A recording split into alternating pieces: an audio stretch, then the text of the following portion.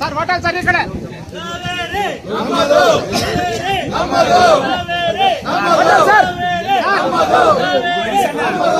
Sir ಇಲ್ಲಿ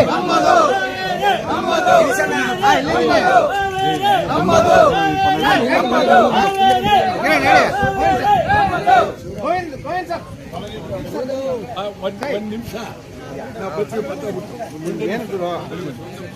sir ನೀವು ನನ್ನ ನೋಡಿಲ್ಲ ಸರ್ ಫೋಟೋ ತೆಗೆದು ಅಲ್ಲೆಲ್ಲ ನೋಡ್ತಾ ಇದ್ದೀರಿ ಸರ್ ನೀವು ಬನ್ನಿ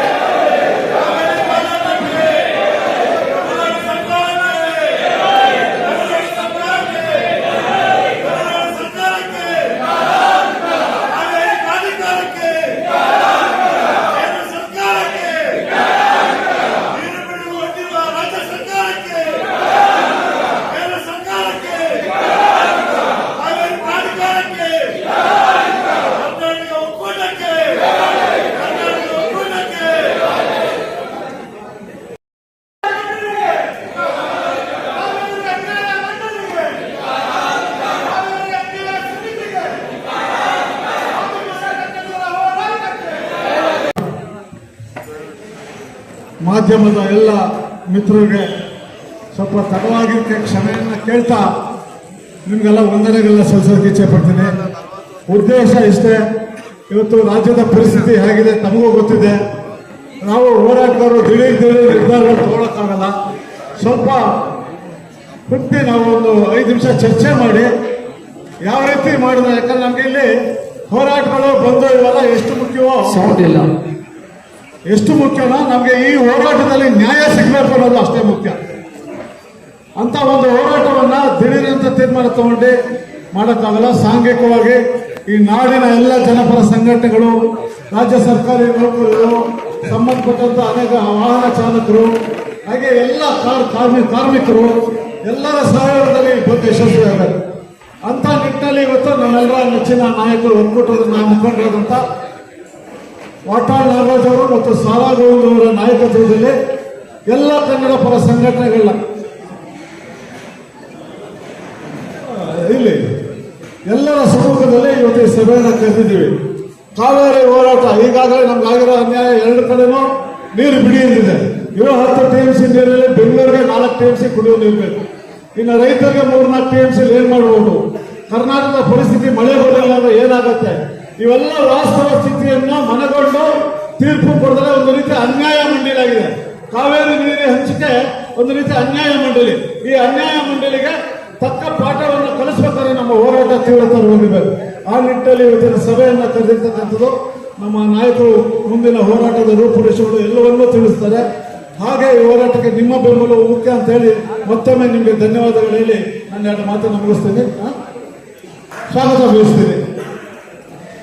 ಇಲ್ಲಿ ವೇದಿಕೆ ಇರ್ತಕ್ಕಂಥ ಎಲ್ಲ ಹೋರಾಟಗಾರರು, ಇಲ್ಲಿ ಬಂದಿರ್ತಕ್ಕಂಥ ಮುಂದೆ ಇರ್ತಕ್ಕಂಥ ಪ್ರತಿಯೊಬ್ಬರು, ಯಾಕಂದ್ರೆ ಯಾರ ಹೆಸರು ಹೇಳಕ್ಕಾಗಲ್ಲ, ಒಬ್ಬೊಬ್ಬರ ಹೆಸರು ಹೇಳ್ಕೊಂಡು ಹೋದ್ರೆ ಅದು ಮಂತ್ರ ಹೇಳ್ದಂಗೆ ಆಗುತ್ತೆ.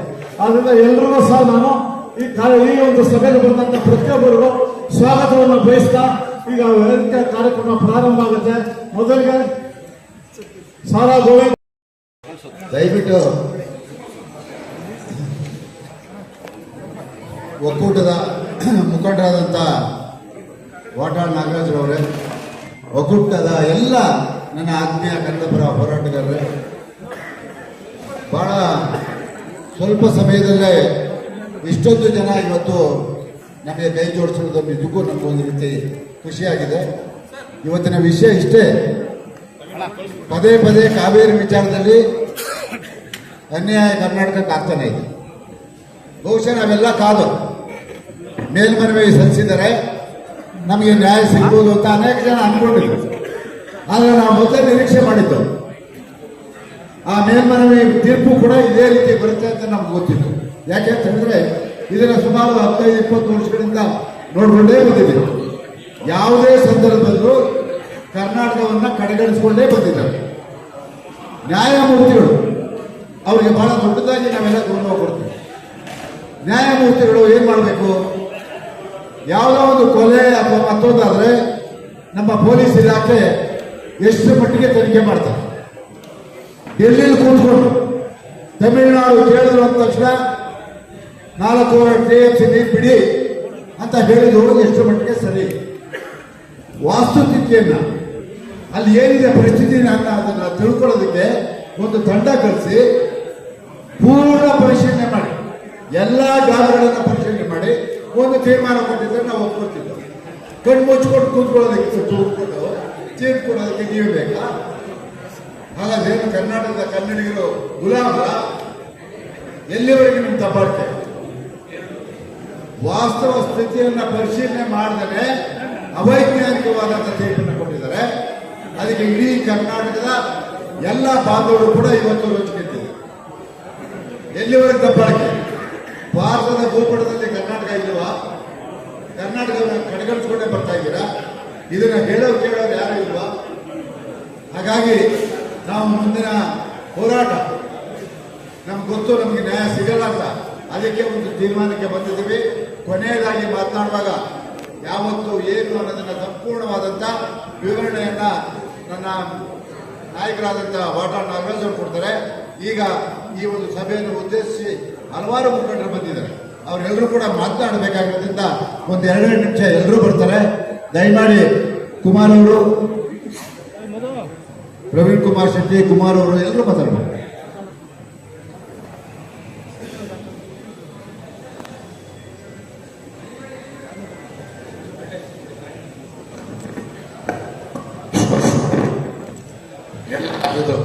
ಮಾಧ್ಯಮ ಮಿತ್ರರಿಗೆ ನಮಸ್ಕರಿಸುತ್ತಾರೆ.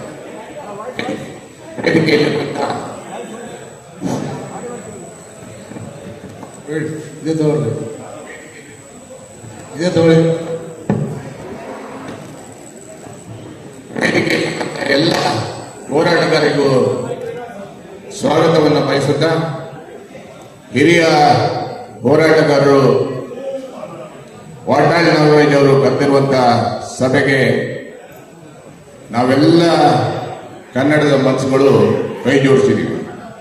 ಇವತ್ತು ನಮಗೆ ನೀರಿಲ್ಲ, ತಮಿಳುನಾಡಿಗೆ ನೀರು ಬಿಡುವ ಪ್ರಶ್ನೆ ಇಲ್ಲ. ಮೇಕೆದಾಟು ಯೋಜನೆ ಆಗಲೇಬೇಕು. ಮಹದಾಯಿ ಕಳಸಾ ಬಂಡೂರಿ ಕಾರ್ಯಗತ ಆಗಬೇಕು. ಬೆಳಗಾವಿ ಉಳಿಯಲೇಬೇಕು. MAS ನಿಷೇಧ ಮಾಡಬೇಕು. ಗಡಿನಾಡು ಬೆಳಗಾವಿ ಅಭಿವೃದ್ಧಿ ಆಗಬೇಕು. ಕನ್ನಡಿಗರಿಗೆ ಉದ್ಯೋಗ ಕೊಡಬೇಕು. ಕನ್ನಡ ಮಾಧ್ಯಮ ಶಾಲೆಗಳಿಗೆ ಅನುದಾನ ನೀಡಬೇಕು. ಉತ್ತರ ಕರ್ನಾಟಕ ಅಭಿವೃದ್ಧಿ ಆಗಬೇಕು. ಕಲ್ಯಾಣ ಕರ್ನಾಟಕ ಅಭಿವೃದ್ಧಿ ಆಗಬೇಕು. ಆಲಮಟ್ಟಿ ಜಲಾಶಯ ಎತ್ತರ ಆಗಬೇಕು. ಕನ್ನಡದಲ್ಲೇ ನಾಮಫಲಕ ಇರಬೇಕು. ಕರ್ನಾಟಕದಲ್ಲಿ ಪರಭಾಷಾ ದಬ್ಬಾಳಿಕೆ ನಿಲ್ಲಬೇಕು. ಕರ್ನಾಟಕದಲ್ಲಿ ಪರಭಾಷಾ ಚಿತ್ರಗಳ ಬಹಿಷ್ಕಾರ ಆಗಬೇಕು. ಹಿಂದಿ ಬೇಡವೇ ಬೇಡ. ಬಿಡದಿ ಉಪನಗರ ಬೇಡವೇ ಬೇಡ. ಬಿಡದಿ ಉಪನಗರ ಬೇಡವೇ ಬೇಡ. ಆನೆಕಲ್ಲಾಗು ಬಿಡದಿ ರೈತರ ಜಮೀನ್ ಕೈ ಬಿಡಿ. ಗಡಿನಾಡು ಅಂದ್ರೆ ಕಾಸರಗೋಡು, ಹೊಸೂರು, ತಾಳ್ವಾಡಿ, ಅಕ್ಕಲಕೋಟೆ, ಸೊಲ್ಲಾಪುರ, ಮಡಕ್ಸಿರ ಇದೆಲ್ಲ ಬೆಳಗಾವಿ ಕನ್ನಡ ಪರ, ಹೊರಗಡೆ ಹೊರನಾಡು ಕನ್ನಡ ಪರ. ಕನ್ನಡ ಸಂಘಗಳು ಬೆಳೆಯೋದಕ್ಕೆ ವರ್ಷಕ್ಕೆ 500 ಕೋಟಿ ರೂಪಾಯಿ ಅನುದಾನ ಇಡಬೇಕು. ಬ್ಯಾಂಕುಗಳಲ್ಲಿ ಕನ್ನಡಿಗರಿಗೆ ಉದ್ಯೋಗ ಕೊಡಬೇಕು. ಆತ್ಮೀಯ ಮಾಧ್ಯಮ ಮಿತ್ರರೇ, ಕನ್ನಡ ಪರ ಸಂಘಟನೆಗಳ ಮುಖಂಡರುಗಳೇ, ವೇದಿಕೆ ಮೇಲೆ ಕೊಡ್ತಿರ್ತಕ್ಕಂಥ ಕನ್ನಡ ಒಕ್ಕೂಟದ ಮುಖಂಡರುಗಳಾದಂಥ ಸೌರ ಗೋವಿಂದರವರೇ, ಶಿವರಾಮೇಗೌಡರೇ, ಪ್ರವೀಣ್ ಕುಮಾರ್ ಶೆಟ್ಟಿಯವರೇ, KR ಕುಮಾರ್ ಅವರೇ, ಮಂಜುನಾಥ್ ಅವರೇ, ಕೋಡಿಹಳ್ಳಿ ಚಂದ್ರಶೇಖರ್ ಅವರೇ,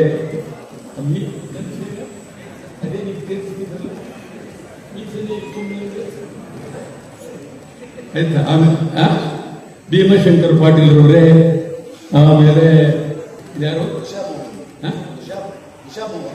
ಉಷಾ ಮೋಹನ್ ರವರೇ, ಗಿರೀಶ್ ಗೌಡ್ರೆ, ಗಿರೀಶ್ ಗೌಡ, ಆಮೇಲೆ ಪಾಲ್ನೆ ಹತ್ರ ಉಡಿ ಕನ್ನಡ ಪರ ಸಂಘಟನೆಗಳವರೇ, ಶಿವಾನಂದ ಶೆಟ್ಟಿ ಅವರೇ, ಪಾರ್ಥಸಾರಥಿ ಅವರೇ, ವೆಂಕಟೇಶ್ ಅವರೇ, ಯಾರು ಹೆಸರು ನಾರಾಯಣ ಸ್ವಾಮಿ ಅವರೇ, ಇದು ಮದುವೆ ಯಾವ್ದಾದ್ರು ನೋಡಿದ್ದೀರಿ ನೀವೆಲ್ಲರೇ, ಅಲ್ಲಿ ಭೂಮಿ ಒದಗಿಸ್ತಾರೆ ಎಲ್ಲರೂ. ಇವರು ಪಟೇಲರು 4 ಆಣಿ, ಗೌಡರು 5 ಆಣಿ ಅಂತ ಹಂಗಾಗಿದೆ. ಒಳ್ಳೆಯದೆ. ಈಗ ಅವ್ರ ಹೆಸರು ಹೇಳಿದ್ರೆ ಬಂದು ಆಗ್ಬೇಕಲ್ಲ. ನಿಮ್ಮ ಹೆಸರು ಹೇಳೋದಕ್ಕೆ ಒಂದು ಲಿಸ್ಟ್ ಬರ್ಕೊಡಿ ಅಂತ ಆಗ್ಲಿ ಹೇಳ್ತಾ ಇದ್ದೀನಿ. ನಿಮ್ಮ ಬೆಳಗ್ಗೆ ತಯಾರಾಗಿಲ್ಲ. ಆ ಕಿರಣ್ ಹೇಳಿದೆ, ನಿಮ್ಗೆ ಹೇಳಿದೆ, ಕೊಡಲೇ ಇರಲಿಲ್ಲ. ಆಯ್ತಾ? ಈಗ ಅಕಸ್ಮಾತ್ ಯಾರು ನಿಮ್ಮ ಹೆಸರು ಹೇಳಿಲ್ಲ ಅಂತ ಹೇಳಿ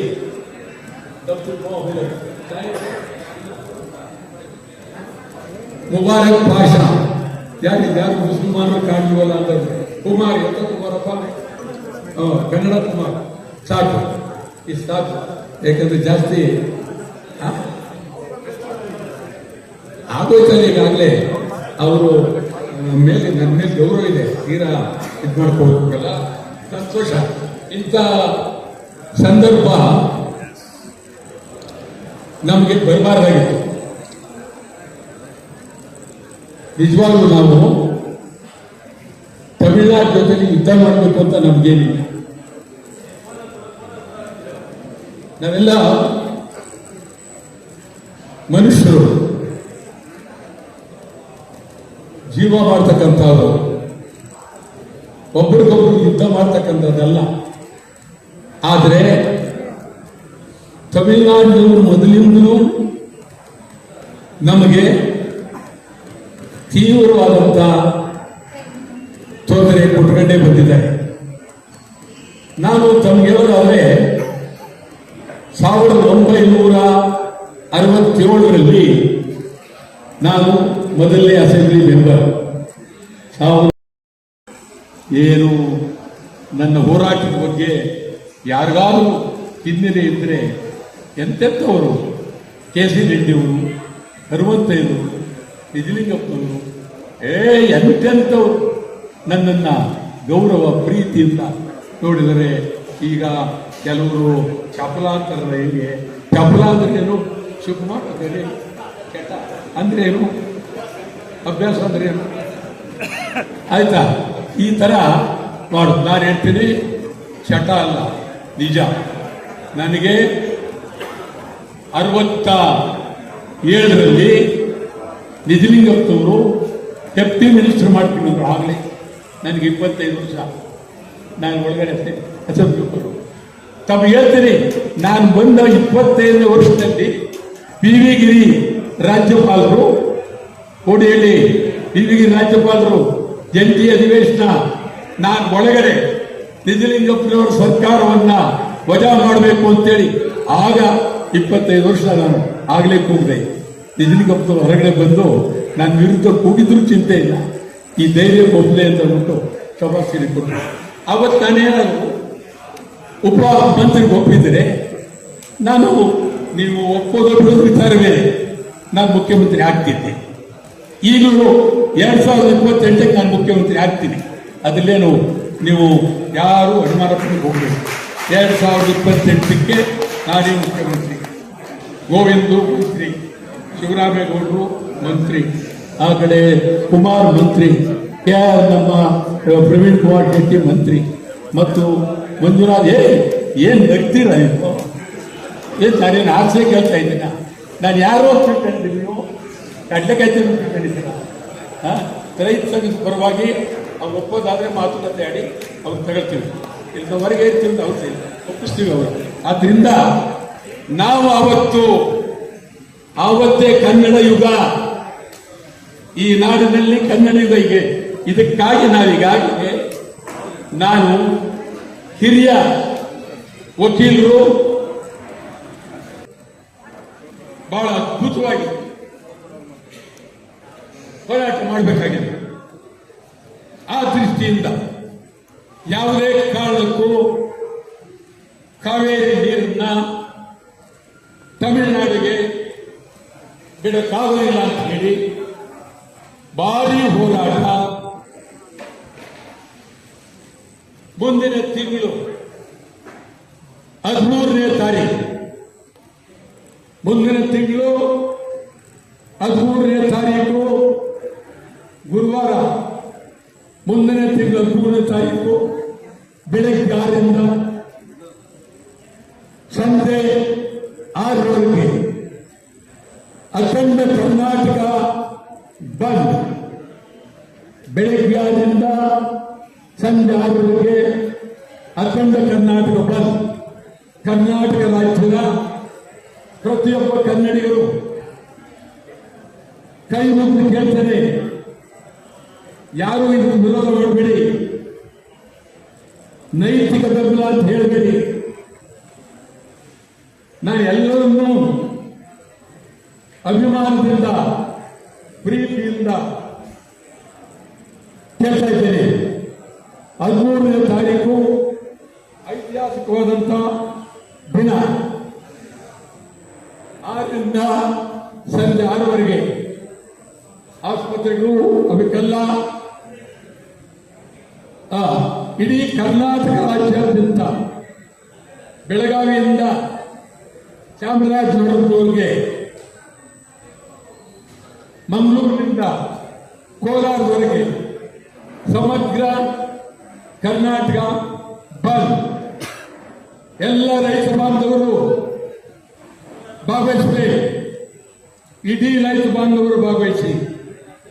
ನಿಮಗಾಗಿ, ಕನ್ನಡಿಗರಿಗಾಗಿ ಬೆಂಗಳೂರಿನ ಜನ ಕುಡಿಯೋ ನೀರು ತಮಿಳುನಾಡಿಗೆ ಹೋದ್ರೆ ಕುಡಿಯುವ ನೀರು ಬಹಳ ತೊಂದರೆ. ಈಗಾಗಲೇ ಚಲನಚಿತ್ರ ವಾಣಿಜ್ಯ ಮಂಡಳಿ ಸಂಪೂರ್ಣ ಬೆಂಬಲವನ್ನು ಘೋಷಿಸಿದ್ದಾರೆ. ಅಧ್ಯಕ್ಷರಾದಂಥ ಜೈಮಾಲ್ ಅವರು. ರಾಜ್ಯ ಸರ್ಕಾರಿ ನೌಕರರು, ವಿದ್ಯಾರ್ಥಿಗಳು, ಕಾರ್ಮಿಕರು, ಕಾರ್ಪೊರೇಷನ್ ಕಾರ್ಮಿಕರು, ಹೋಟೆಲ್ ಸಂಘದವರು, ಲಾರಿ ಮಾಲೀಕರ ಸಂಘ, ಆಟೋ ಚಾಲಕರು, ನಾವು ಹೋಟೆಲ್ ಮಾಲೀಕರಿಗೆ ಸಿಲಿಂಡರ್ಗಾಗಿ ಸಪೋರ್ಟ್ ಮಾಡಿದ್ದೇನೆ. ರಿಕ್ಷಾದವರು ಸಪೋರ್ಟ್ ಮಾಡಿದ್ದೇನೆ. ಮಾಡ್ತಾರೆ. ಪ್ರವೀಣ್ ಕುಮಾರ್ ಶೆಟ್ಟಿ ಹೇಳ್ತಾ ಇದ್ದಾರೆ, ಮಾಡ್ತಾರೆ. ಹೋಟೆಲ್ ಮಾಲೀಕರು ರಾವ್ ಅವರೆಲ್ಲ ನನ್ನ ಜೊತೆ ಚಳವಳಿ ಮಾಡ್ತಾ ಇದ್ರು. ಮಾಲೀಕರೆಲ್ಲ ಅವರೆಲ್ಲರಿಗೂ ತೀವ್ರವಾಗಿ ನಾವು ಗಂಭೀರವಾಗಿ ಹೇಳ್ತಾ ಇದ್ದೇವೆ. ಇಡೀ ರಾಜ್ಯದ ಎಲ್ಲ ಕನ್ನಡ ಪರ ಸಂಘಟನೆಗಳು, ಮಹಿಳಾ ಸಂಘಟನೆಗಳು, ಸಾಕ ಇನ್ನೇನಿಗೆ ಆಯ್ತಾ ರೈತ ಸಂಘಟನೆ ಕೇಳ್ಬೋದು.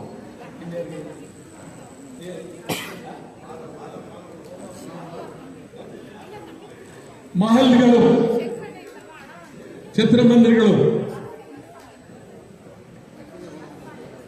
ಅವರು ಖಾಸಗಿ ಬಸ್ ಮಾಲೀಕರ ಜೊತೆಲಿ ಮಾತನಾಡ್ತೀವಿ. ಲಾರಿ ಮಾಲೀಕರು, ಖಾಸಗಿ ನಟರಾಜ್ ಅವ್ರ ಮಾತಾಡ್ತೀವಿ. ಬಹುಶಃ ಎಲ್ಲರೂ ಬೆಂಬಲ ಆಯ್ತಾ. ಓಲಾ, ಊಬರ್ ಎಲ್ಲ ಅವತ್ತು ನನ್ನ ಪ್ರಕಾರ ವಿಮಾನಗಳು ನಿಲ್ಲಬೇಕು, ಓಡಾಡಬಾರ್ದು. ಯಾವ ಪ್ರಯಾಣಿಕರು ವಿಮಾನ ನಿಲ್ದಾಣಕ್ಕೆ ಹೋಗ್ಬಾರ್ದ? ಅವ್ರು ಕೊನೆ ಕೊಡ್ತೀನಿ, ಮೊದಲೇ ಹೊಡ್ತಾರೆ.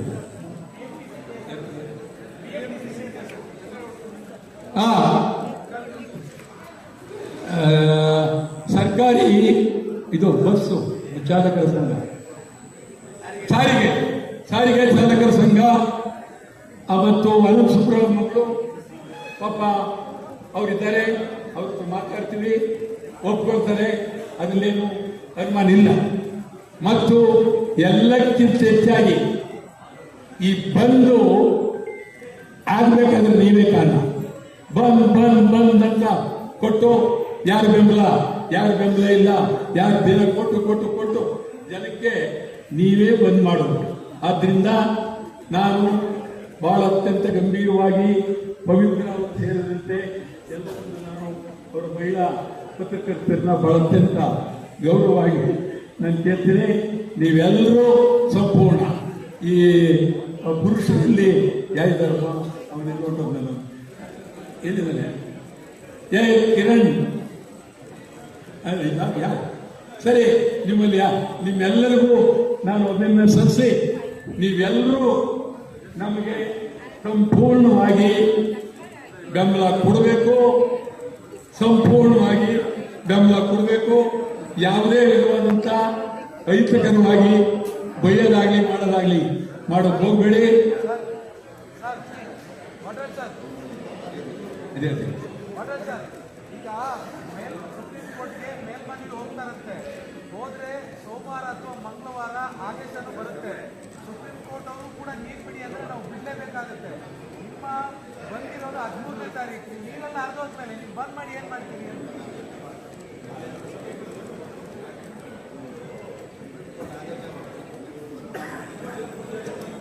ಇಲ್ಲ, ನಾವು ಮುಂದೇನಾಗುತ್ತೆ ಅಂತ ತಿಳಿದಿಲ್ಲ. ನಾವು ಇವತ್ತಿನ ಪರಿಸ್ಥಿತಿಯಲ್ಲಿ ಬಂದ್ ಮಾಡದೆ ವಿಧಾನ ಇಲ್ಲ.